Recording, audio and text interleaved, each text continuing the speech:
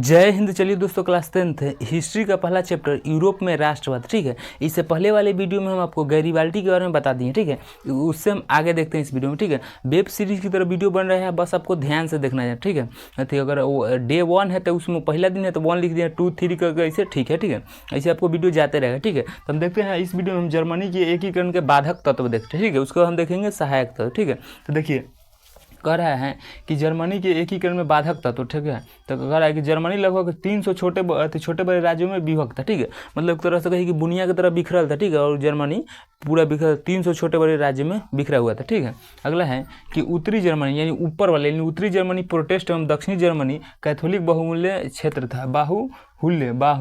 बाहुल्य क्षेत्र था। ठीक है, अगला है कि राष्ट्रवाद की भावना का अभाव था। ठीक है, मतलब वहाँ के नहीं होने का कारण था कि लोगों में एकता नहीं था। ठीक है, मतलब लोग एक तरह से किसी भी चीज़ को विरोध नहीं कर पा रहे थे। ठीक है, तो देखिए कोई भी चीज़ में अगर एक आदमी विरोध कर रहा है 100 10 आदमी विरोध कर रहा है 100 में बहुत मायने रखता है। ठीक है, तो वहाँ के लोगों में मतलब इस सब की कमी था। राष्ट्रवादी लोग उतना नहीं थे। ठीक है, राष्ट्र के प्रति प्रेम उतना नहीं रख पाते थे। ठीक है, इसीलिए मतलब इतना दिक्कत हो रहा था। ठीक है, अब हम देखते हैं सहायक तत्व। ठीक है, कह रहा है कि 1806 में नेपोलियन जर्मन राइन राज्य संघ का निर्माण किया। ठीक है, कहेगा पूछे कि नेपोलियन ने कब जर्मन राइन संघ का निर्माण किया था? 1806 में। ठीक है, याद रखिएगा, पूछा जाता है कि 1806 में नेपोलियन जर्मन राइन राज्य संघ का निर्माण किया। अगला है मेटरनी की प्रतिक्रियावादी नीति। ठीक है, ये हमारा सहायक तत्व का मतलब है, इस सहायक तत्व का। ठीक है, कह रहा है मेटरनी की प्रतिक्रियावादी नीति। ठीक है, जो मेटरनिक था वो प्रतिक्रियावादी था। ठीक है, किसी भी अच्छा काम का विरोध करता था। ठीक है, और वह चाहता था कि राजतंत्र ही आए। ठीक है, गर्मी है, थोड़ा बहुत ध्यान रखिएगा।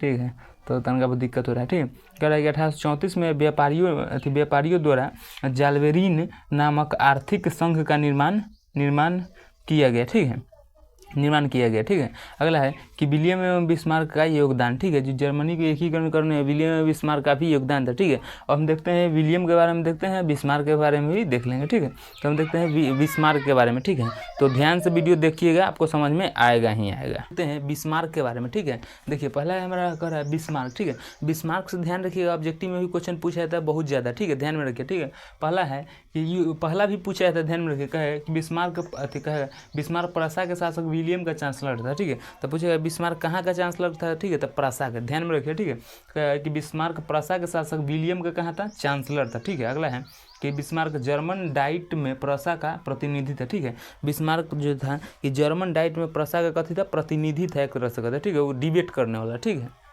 अगला है कि बिस्मार्क हीगेल के विचारों से प्रभावित था। ठीक है, जैसे हम लोग आज किसी थी से मतलब ना बड़े बड़े इंस्पायर लोग होते हैं कि हाँ उनसे बहुत प्रभावित है, उन्हीं से हमें प्रेरणा मिला है। ठीक है, इंस्पिरेशन मानते हैं। उसी तरह बिस्मार्क जो था इतना क्रांतिकारी था। ठीक है, और हीगेल के विचार से वो बहुत समर्थन करे, एक तरह से उसके विचार से प्रभावित है। ठीक है, तो यही होता है। ठीक है, अगला है हमारा कि बिस्मार्क हीगेल के विचार से प्रभावित था। अगला देखिए कह कि बिस्मार्क रक्त एवं लौह नीति का अवलंबन किया था। ठीक है, तो थोड़ा बार एग्जाम में पूछ ले हैं कि रक्त एवं लौह नीति का अवलंबन किसने किया था? बिस्मार्क। ठीक है, एक बार नहीं कई बार पूछ ले कि रक्त एवं लौह नीति का अवलंबन किसने किया था? बिस्मार्क। ठीक है, देखिए आप अगर सब्जेक्टिव को अगर सही से पढ़ लेते हैं तो ऑब्जेक्टिव आपको ना के बराबर पढ़ना होगा। ठीक है, और हमको सब्जेक्टिव तहीं से ऑब्जेक्टिव उठाता है। ठीक है, सब्जेक्टिव में से ऑब्जेक्टिव उठाता है। ठीक है, कि रक्त एवं लौह नीति का अवलंबन किसने किया? तो बिस्मार्क। ठीक है, यही है। फिर कहा है कि विलियम का चांसलर कौन था? तो प्रसा का कहाँ के मतलब ये पूछेगा पहले का कि प्रसा के चांसलर कौन था? तो बिस्मार्क। ठीक है,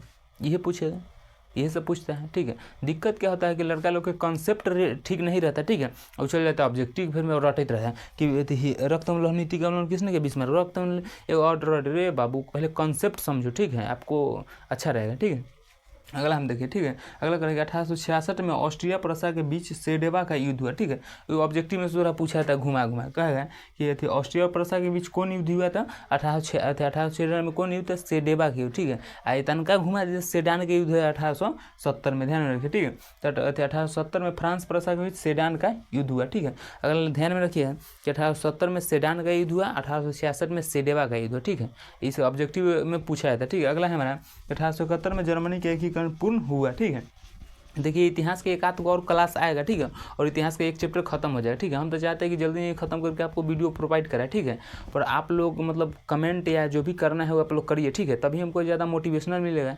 मोटिवेट होंगे कि हाँ हमें वीडियो बनाना चाहिए और अति मतलब और अच्छा होना चाहिए, ठीक है, तो हाल ही वीडियो बन पाएगा, ठीक है। तो आप लोग आई होप कि बिस्मार्क के बारे में समझ गए होंगे, ठीक है। जब मिलेंगे तो इससे नेक्स्ट वीडियो बनाएंगे, ठीक है, बिस्मार्क से आगे, ठीक है। तो ये सब समझ रहे हैं बिस्मार्क के बारे में, बिस्मार्क से भी क्वेश्चन पूछा जाता है, ध्यान में रखिए, ठीक है। और एक क्लास और बचा हुआ है हिस्ट्री का, ठीक है। मिलेंगे किसी नेक्स्ट वीडियो में, तो जय हिंद।